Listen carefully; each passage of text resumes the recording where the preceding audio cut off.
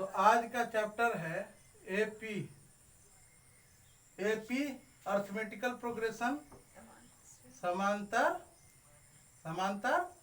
श्रेणी ना, समांतर श्रेणी। जैसा कि नाम से ही स्पष्ट है, समांतर श्रेणी का मतलब क्या हुआ? एक ऐसी श्रेणी जो समांतर रूप से, जिसका अंतर समान हो, समान रूप से बढ़े या घटे, जिसका अंतर समान होगा वही समांतर श्रेणी होगी। कुछ श्रेणियां देखते हैं इस तरह की, देखिए जैसे 4, 6, 8, 10, 12। देखिए इनका अंतर, देखिए 6 और 4 के बीच में कितने का अंतर है? 2 का है, 2 बढ़ा। देखिए 8 से 6 कितना बढ़ा? 2 बढ़ा। 10 से 8 कितना बढ़ा? 2 बढ़ा। अब 12 से 10 कितना बढ़ा? 2 बढ़ा ना। देखिए अंतर क्या है इनका? समान है, इसलिए क्या है? समांतर श्रेणी है। ठीक है। दूसरा देखिए जरा, 14, 12, 10, ये समांतर श्रेणी है कि नहीं है? देख लेते हैं भाई। 12 माइनस 14 करेंगे, 12 और 14 के बीच कितने का अंतर है? -2 का। 10 और 12 के बीच कितने का अंतर है? -2 का। तो ये भी -2 का अंतर होता जा रहा है। ये भी क्या है? समांतर श्रेणी है। अंतर प्लस में हो चाहे माइनस में हो, अंतर समान होना चाहिए। दशमलव में भी हो सकता है, फ्रैक्शनल भी हो सकता है, अंतर कुछ भी हो, लेकिन समान अगर है तो वह समांतर श्रेणी है। देखिए समांतर श्रेणी के लिए पहले कुछ टर्म्स बता देते हैं, ध्यान से समझिएगा। ये जो पहला पद है इसको कहते हैं A1, सूत्र में इसको A भी कहते हैं, इसको कहते हैं A2, A3, A4 और A5। इस तरह से जितने टर्म रहेंगे A6, A7, A8, A9, A10 जितना रहे उतना लिख देंगे। ठीक है, आगे समझते हैं। अगर आपको पता करना है कि एपी है कि नहीं है, तो सबसे पहले आपको करना क्या है? इसमें डी का मान निकालना है। डी अर्थात सर्वांतर का मान निकालना है, दो पदों का अंतर। सबसे पहले निकालेंगे हम लोग क्या? A2 माइनस A1 का मान। A2 माइनस A1 निकाल लीजिए, फिर A3 माइनस A2 निकाल लीजिए, फिर A4 माइनस A3 निकाल लीजिए, और फिर A5 माइनस A4 निकाल लीजिए। अगर इन सब का मान एक ही आया तो वह एपी है, अगर एक ही मान नहीं आया तो वह एपी नहीं है। देखते हैं करके। चलिए यहाँ, वो तो करके हमने पहले ही बता दिया आपको, फिर भी चलिए। 6 माइनस 4 बराबर 2, 8 माइनस 6 बराबर 2, 10 माइनस 8 बराबर 2, और 12 माइनस 10 बराबर 2। तो इस तरह से आपको, आपके चैप्टर में कोई सवाल है कि एपी है कि नहीं है, तो इस तरह से आप इसका सर्वांतर चेक करके, डिफरेंस चेक करके चेक कर लेंगे कि वह एपी है कि नहीं है। ठीक है, लिख लीजिए। चलिए आगे चलते हैं, आगे चलते हैं। अब आपको देता है ये एपी दिया है, ध्यान से देख लीजिए पहले। देखिए इसी पर हम सारा सवाल आपको क्लियर करा देंगे। अभी देखिए हमने क्या कहा, एक एपी है। पहले तो ये क्लियर हो गया कि यह एक एपी है। अब इस एपी में कहेगा कि आप क्या ज्ञात करें? 20वां पद ज्ञात करें, या कह देगा पहले, उससे पहले एक चीज चलते हैं। कहेगा कि इसके अन्य 4 पद लिखें। इसके अन्य 4 पद लिखने हैं आपको, है ना। तो 4 पद इसके अन्य लिखने हैं। तो आप दो चीज जानते हैं, इसमें हम लोगों को डी कितना भी ज्ञात किए थे? डी बराबर कितना ज्ञात किए थे? 2 ज्ञात किए थे ना। डी का मान कितना निकाले थे? 2 निकाले थे। तो इसके आगे के पद और आपको अगर ज्ञात करने होंगे, इसके आगे के अन्य 4 पद आपको लिखने हैं, तो उसके लिए क्या करना पड़ेगा आपको कि ये कौन सा पद है? A1 A2 A3 A4 A5 है, आपको क्या निकालना है? A6 निकालना है। क्या निकालना है? A6 अगर निकालना होगा तो A5 में क्या कर देंगे? D को जोड़ देंगे। इस पद में क्या कर देंगे? D को जोड़ देंगे। A5 का मान कितना है? 12। इसमें कितना जोड़ना है? 2। तो कितना हो गया? 14 हो गया। तो A6 का मान हमको पता चल गया। A7 याद करना है, तो A7 के लिए क्या लिखेंगे? A6 में D को जोड़ देंगे। A6 का मान कितना है? 14। इसमें कितना जोड़ना है? 2। तो A7 का मान कितना हो गया? 16 हो गया, है ना। इसी तरह से कहेगा A8 का मान निकालिए, तो A7 प्लस D कर देंगे, माने 16 प्लस 2, 16 2 कितना हो गया? 18। और A9 का मान निकालना है तो क्या हो जाएगा? A7 प्लस D अर्थात, बोलिए, सॉरी A8 प्लस D ना, 18 प्लस D अर्थात 18, 18 प्लस 2 कितना हो जाएगा? 20 हो गया, है ना। इस तरह से हम लोग 4 अन्य पद निकालते हैं। अगर माइनस में रहेगा तो माइनस करते जाएंगे, ठीक है। कैसे? एक उस तरह का भी देख लेते हैं। जैसे कहेगा 18 14 10 के आगे के 4 अन्य पद लिखें, ठीक है। इसके क्या करने हैं? आगे के 4 अन्य पद लिखें। तो क्या करना है? हम लोग अब पता करेंगे, पहले देखेंगे कि AP है कि नहीं है, ठीक है। तो क्या करेंगे? A2 माइनस A1 करेंगे। 14 में से 18 गया, कितना बच गया? -4 हुआ ना। D बराबर कितना है? 14 माइनस 18 बराबर कितना आया? -4। इधर करके देख लेंगे, यहाँ हमने किया है, फिर से कर देते हैं भाई। A2 माइनस A1 कर लेते हैं। A2 माइनस A1 कितना हो जाएगा? 14 माइनस 18 बराबर कितना हो गया? -2, है ना। अच्छा, -4। और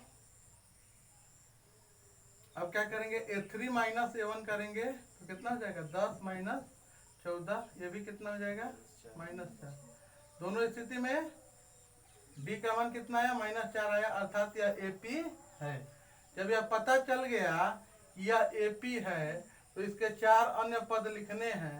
तो A3 के बाद किसका नंबर आएगा? A4। A4 बराबर क्या होगा? A3 प्लस D होगा ना। A3 का मान कितना है? 10 है। तो क्या लिखेंगे? 10 प्लस कितना? -4।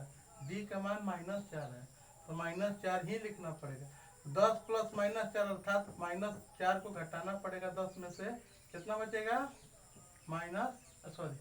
कितना बचेगा? 6 होगा, है ना। A5 बराबर कितना हो जाएगा? A4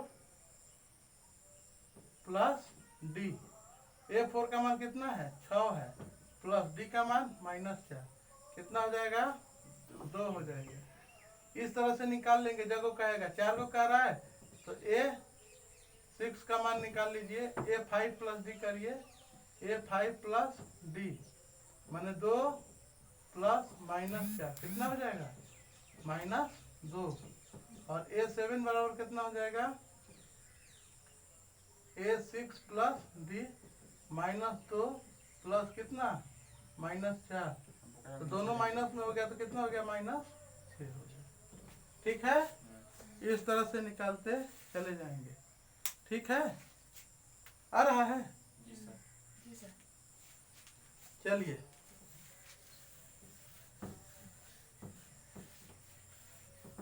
तो आपके NCERT में दिया है कि इसके आगे के 4 पद लिखें, इस तरह के क्वेश्चन है। आगे क्वेश्चन जो है वह आता है AP में AN का। AN अर्थात अंतिम पद, 4वां पद, 5वां पद, 6वां पद कहता है ज्ञात करने के लिए। जैसे दे देगा कि 4 8 12 16 का कौन सा पद ज्ञात करें? का 12वां पद ज्ञात करें। कौन सा पद ज्ञात करना है? अब इसमें देखिए इसमें जो पहला पद है इसको कहते हैं ए। क्या कहते हैं? ए। ठीक है। और ए माने क्या होता है? प्रथम पद। क्या होता है? प्रथम पद। और डी माने अभी आपको बताया हमने दोनों पदों का अंतर, दो पदों के बीच में जो अंतर है, तो डी बराबर क्या होता है? सर्वंतर।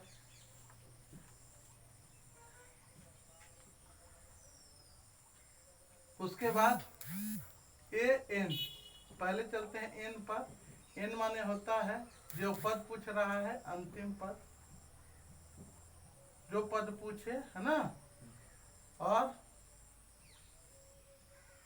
अरे यार, एन माने होता है पदों की संख्या, पदों की संख्या। और ए एन बराबर होता है जो पद पूछ रहा है, ज्ञात करने वाला पद या अंतिम पद लिख देते हैं, चलो समझने के लिए। ठीक है। या इसको कह सकते हैं कि ज्ञात करने वाला पद।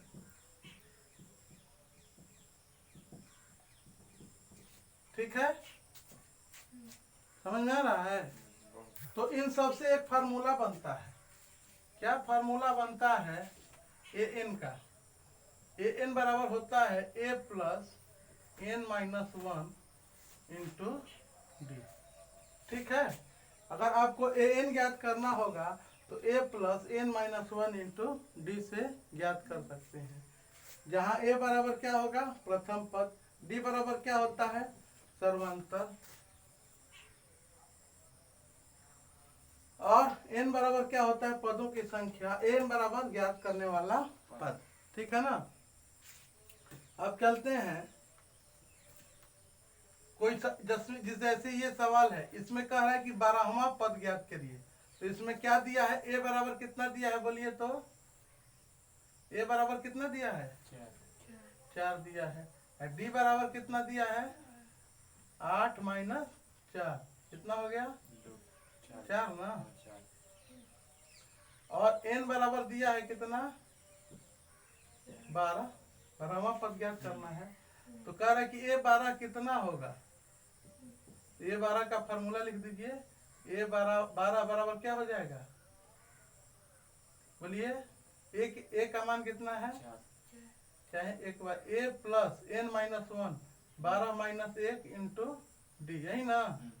12 में से 1 घटेगा, कितना हो जाएगा? 11 हो जाएगा।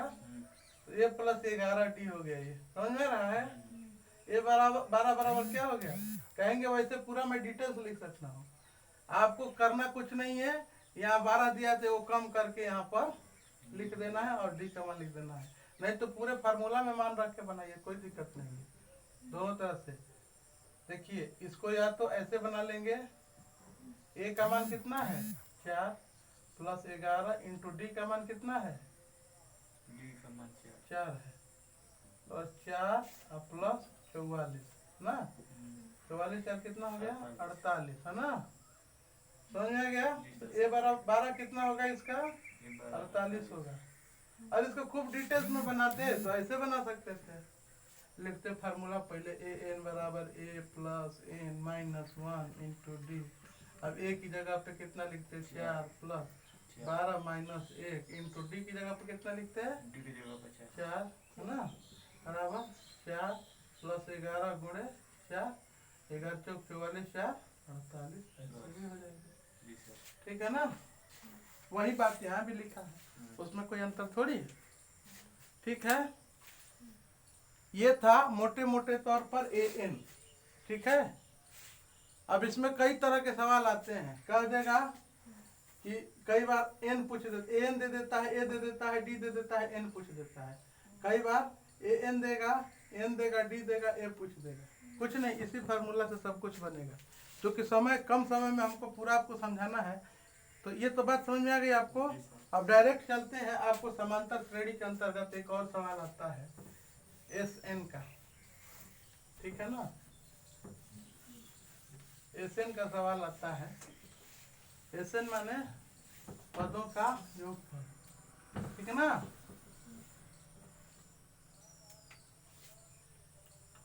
एस एन एसएन माने होता है पदों का योगफल, ठीक है ना। अब जैसे कह देगा कि इसके 10 पदों का योगफल ज्ञात कीजिए, कितने 10 पदों का योग ज्ञात करें, योगफल ज्ञात, ठीक है। तो इसमें ध्यान दीजिए एस एन का एक फार्मूला होता है, एस एन बराबर होता है n upon 2 into 2a plus N minus 1 into d. बाकी पीछे के फार्मूला में एन क्या होता है आप लोग जान चुके हैं, यहाँ छोटा एन लिख देते हैं। एन क्या होता है, ए क्या होता है, डी क्या होता है आप लोग जानते हैं, ठीक है। और इसमें केवल मान रख देते हैं हम। चलिए कितने पद, 10 पदों का योगफल ज्ञात करना है। तो यहाँ एन बराबर कितना है 10 है, तो यहाँ क्या लिख दिए 10 बटा में 2 इंटू 2 गुणे ए का मान कितना था 4 प्लस एन माइनस 1 करना है माने 10 माइनस 8 इंटू डी का मान कितना था 4 था। 10 बटा में 2 कितना हो गया 5 इंटू 4 दूना 8 प्लस 10 में से गया 9 9 चौके 36 8 प्लस 36 5 गुणे कितना हो गया 44 4 5 20 4 5 20 220 आ गया। क्लियर है। अब कई बार क्या होता है इसके अंतर्गत भी विभिन्न प्रकार के मान दिए रहते हैं, विभिन्न प्रकार के नहीं दिए रहते हैं। इसमें भी कई बार एन का मान पूछ देता है, ए का मान, डी का मान, ठीक है ना।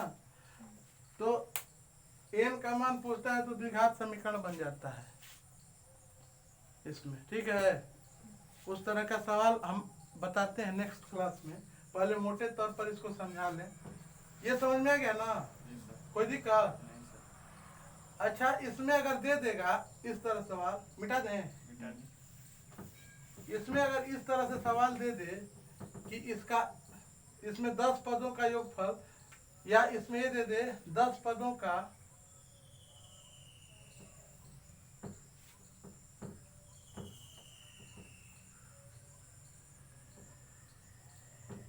दसवां पद कितना है 40 है ना। 10वां पद क्या है 40 है।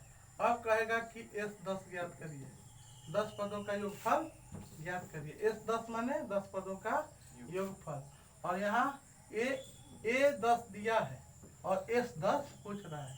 10वां पद 40 का मतलब इसमें दिया क्या क्या है, दिया है ए बराबर 4, समझिएगा जरा, डी बराबर कितना हो गया 8 माइनस 4, ये तो आप लोग जान निकाले थे 4 है ना। और ए 10 बराबर दिया है कितना 40, और कह रहा है कि एस 10 कितना होगा ये आप बताइए। तो इसके लिए एक नया फार्मूला बनता है, एस एन बराबर होता है एन अपॉन 2 इंटू ए प्लस एल। ये बहुत आसान है, एल माने अंतिम पद, ए एन को ही एल बोलते हैं, ठीक है, समझ में आया। तो बराबर हो जाएगा एन अपॉन 2, एन अपॉन 2 का मतलब कितना हुआ, एन का मान कितना है 10 है, तो 10 बटा में 2 इंटू ए की जगह पे कितना लिखना है 4 प्लस एल का मान कितना है 40 है, तो 40 से कितना हो गया 10 बटा में 2 गुणे 44 ना, 2 5 10 5